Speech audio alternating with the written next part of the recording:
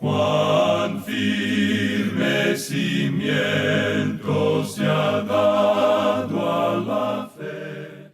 A través de la Biblia, un análisis de la Biblia libro por libro que le ayudará a crecer espiritualmente. Estos estudios fueron diseñados por el Dr. J. Vernon McGee. Acompáñenos en este fascinante recorrido a través de la Biblia. La palabra de Dios.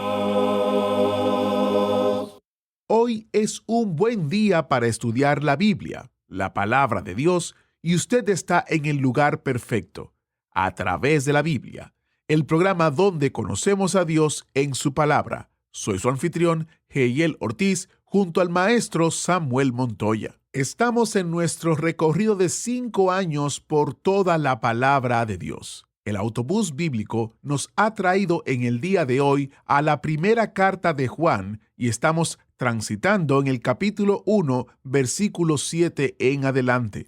En esta porción encontramos una promesa maravillosa en la cual podemos confiar y debemos ejercitar constantemente.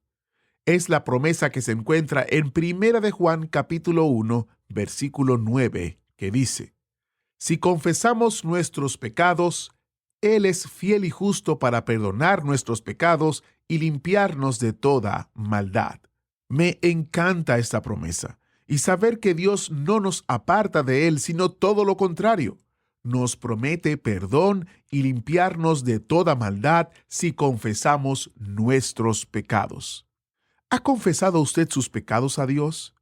¿Le ha pedido que le perdone? ¿Tiene usted dudas sobre la fe y la salvación?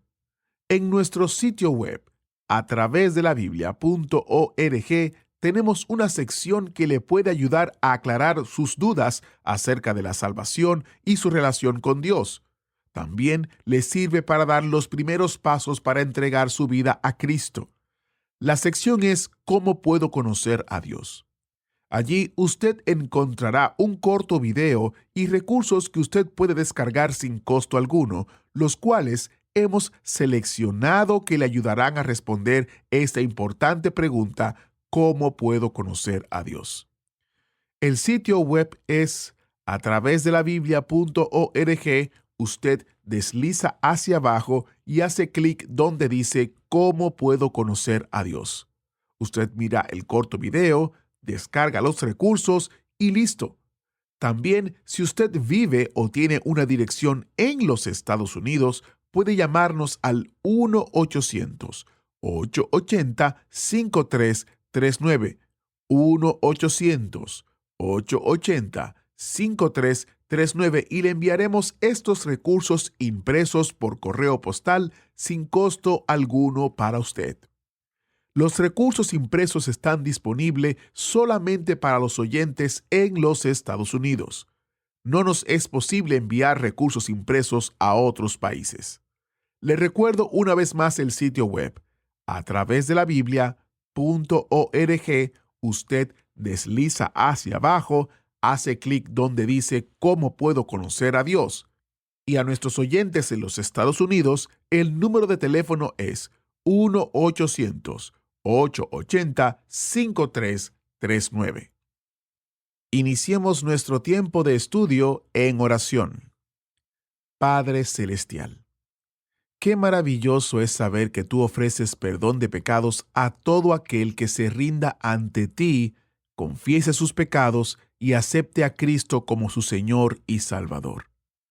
Te pedimos que toques los corazones de aquellos que aún no te conocen y que fortalezcas y renueves las fuerzas de quienes somos tus hijos.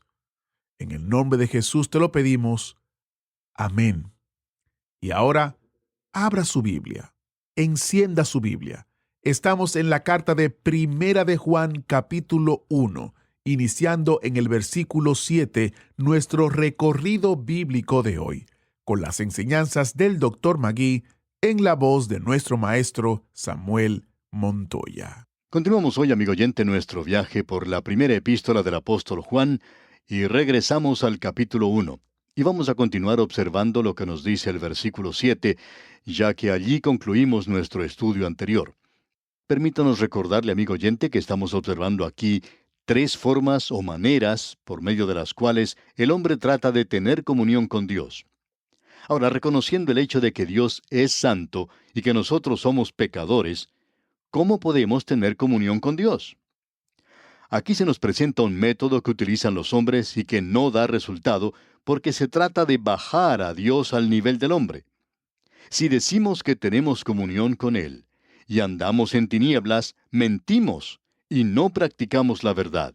Así lo afirma el apóstol Juan en el versículo 6 de este capítulo 1 de su epístola. Creemos que hay personas así en nuestras iglesias hoy y esto podemos verlo. Estas cosas no pueden mantenerse ocultas.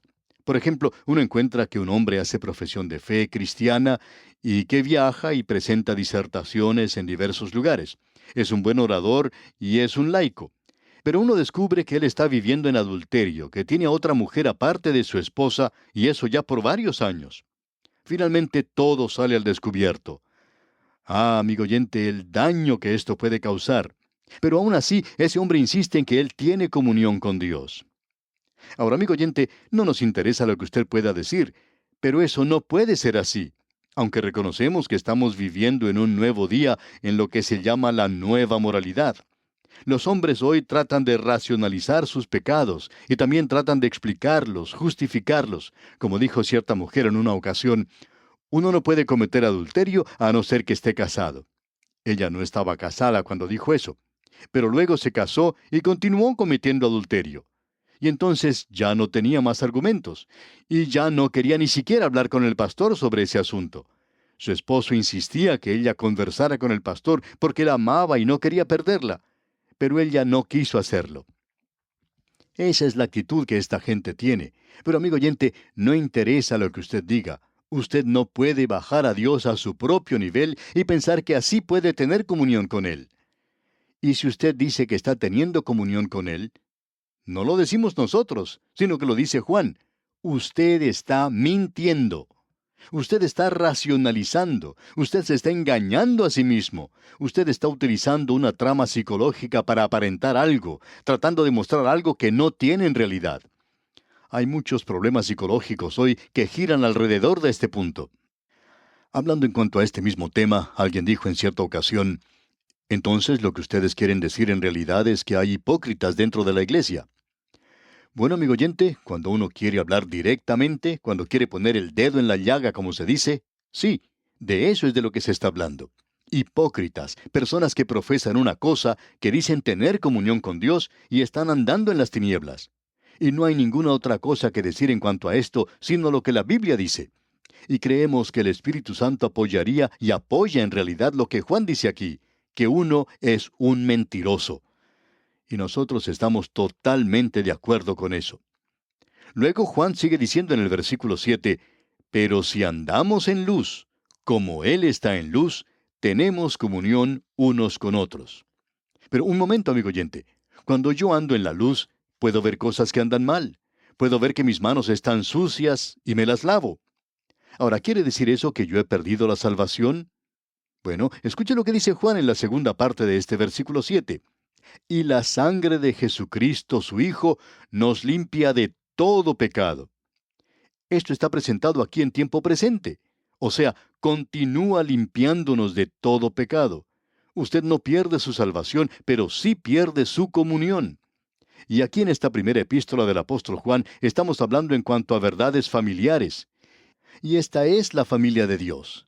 Nosotros estamos ahora en la familia de Dios, y si hay pecado en su vida, Dios no lo va a tratar a usted como a un pecador de afuera, sino que Él va a tratarle como a un hijo desobediente. Usted no está teniendo comunión con el Padre. Entonces Él le tomará a un lado para disciplinarle. Él hizo eso con David y diríamos también con Ananías y Zafira. Encontramos que hay muchos de los hijos de Dios que piensan de esa manera en cuanto a esto. Ese, pues, es uno de los métodos utilizados, el de traer a Dios al nivel del hombre.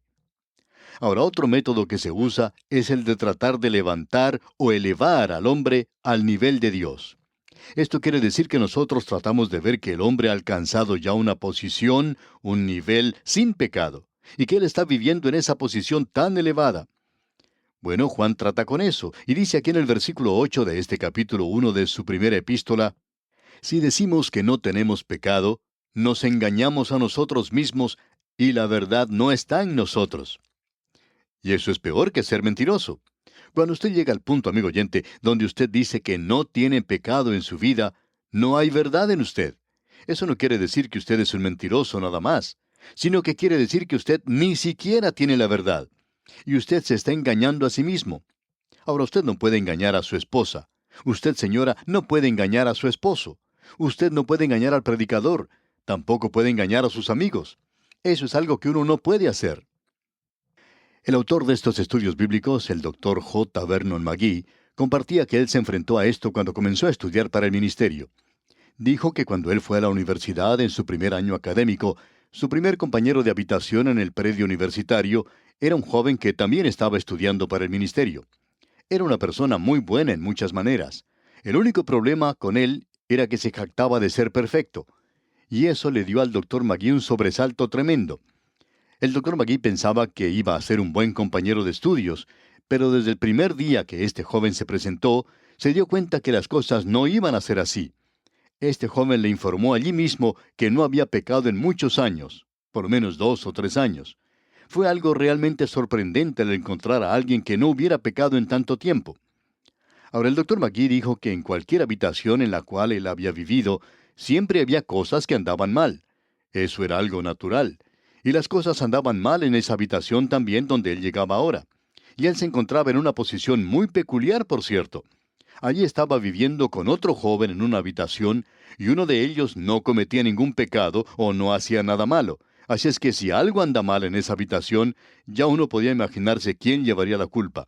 Así es, amigo oyente, el Dr. McGee. Y él dijo que él era quien llevaba la culpa siempre, ya que este otro joven no podía hacer cosas malas. Ahora, hablando francamente, dijo el Dr. McGee que este joven era una buena persona, pero no era perfecto. Él no había llegado al nivel que pensaba haber alcanzado. De modo que, después del primer semestre de ese año académico, un estudiante del primer año podía cambiar de habitación si quería. Así es que el Dr. McGee le dijo a su compañero de estudios que él iba a salir de allí y se iba a vivir a otro lado.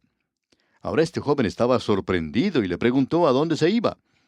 El Dr. McGee le contestó que se iba a otra habitación para compartirla con un joven con el cual jugaba fútbol, con el cual acostumbraba a luchar y que se llevaba mejor con él. Además, le dijo que era una persona tan mala como él y que iba a vivir con él. Y este joven se sentía muy preocupado por esto.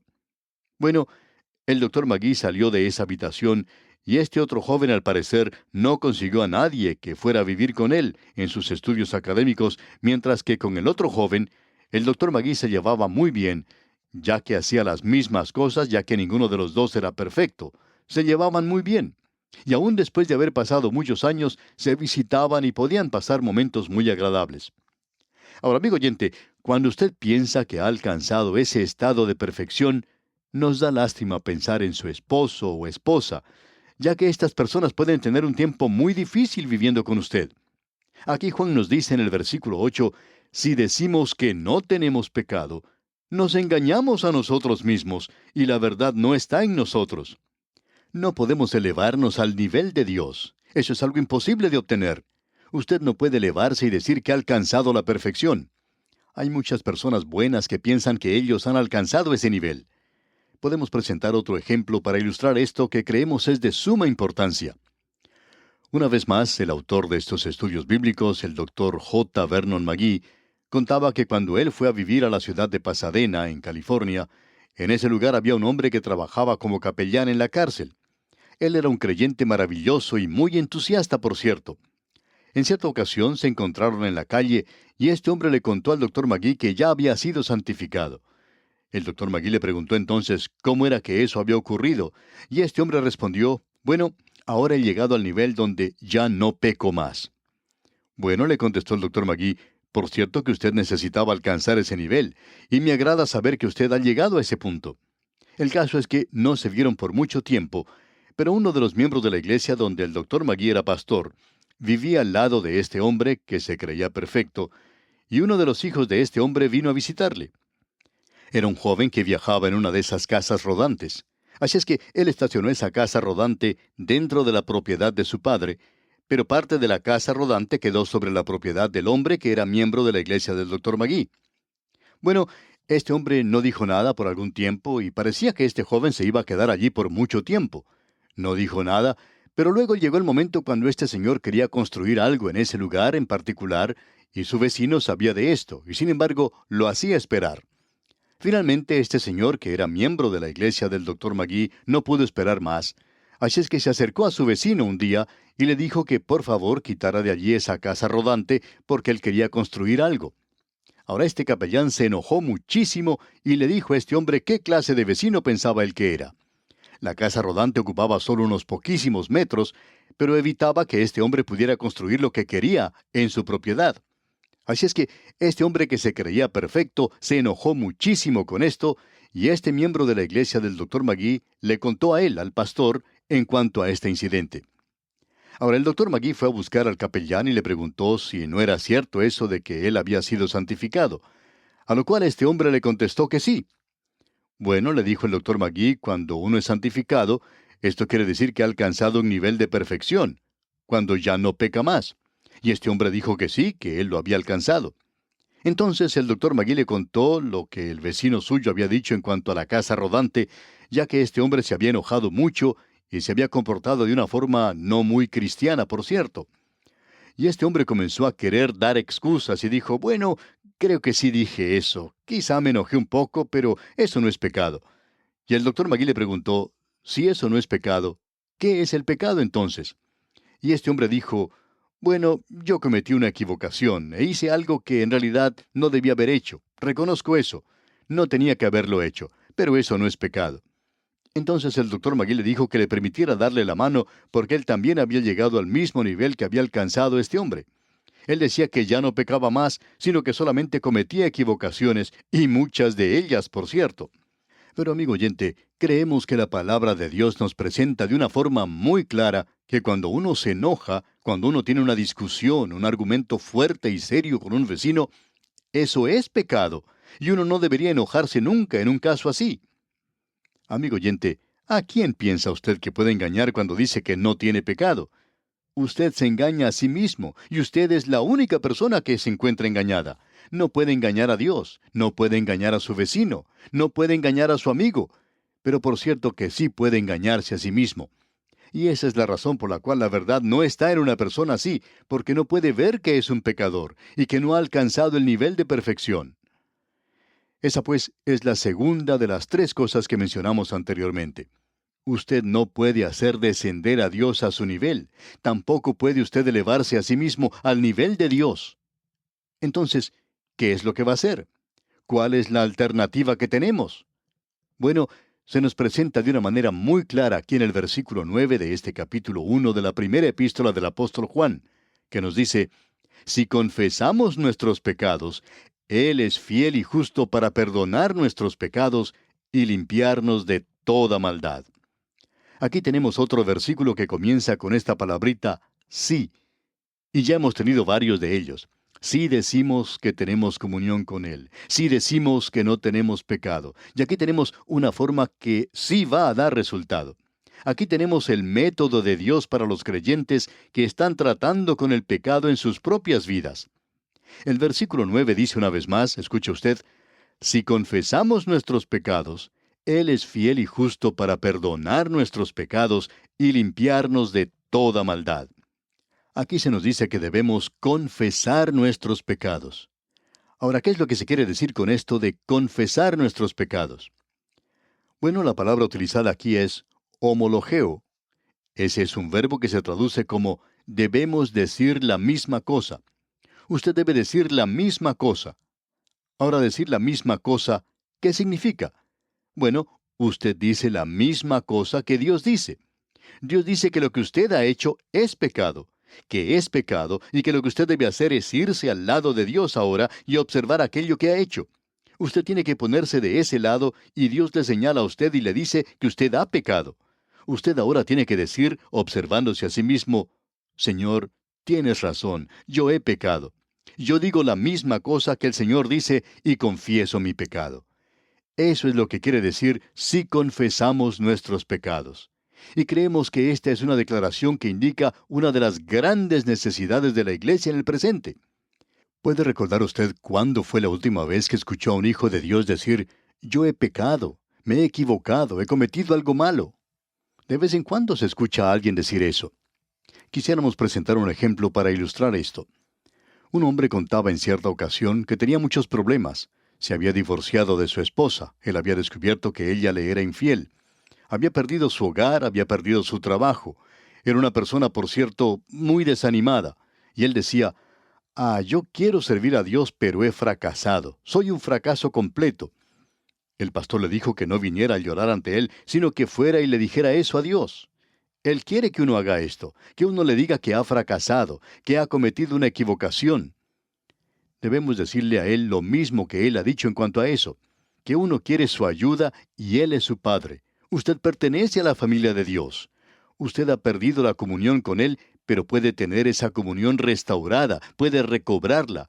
Y el versículo 9 nos alienta al decir, si confesamos nuestros pecados, Él es fiel y justo para perdonar nuestros pecados y limpiarnos de toda maldad. ¿Y qué es lo que Él hace entonces? Él nos limpia.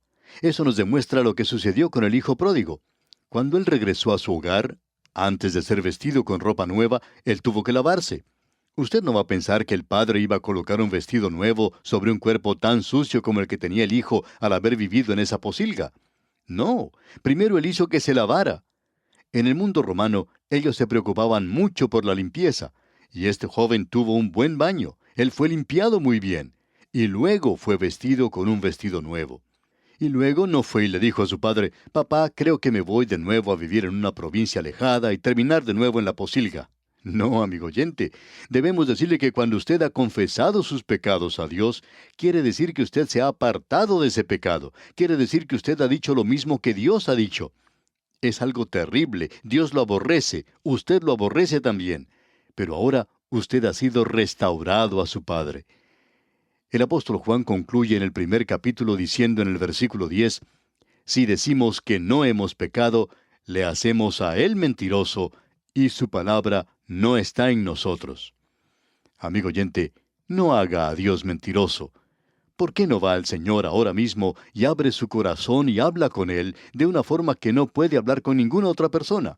Cuéntele todos sus problemas, dígale a Él sus pecados, dígale a Él en cuanto a sus debilidades, confiésele todo a Él.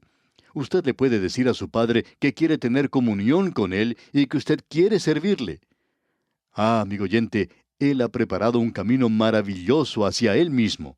Acuda usted a Él. Y aquí nos detenemos por hoy. Retornaremos, Dios mediante, en el próximo programa y esperamos que usted, amigo oyente, lea todo el capítulo 2 de esta primera epístola del apóstol Juan para estar familiarizado con su contenido y obtener de este estudio el mayor provecho posible. Que el Señor le bendiga es nuestra más ferviente oración. Muchas gracias al maestro Samuel Montoya.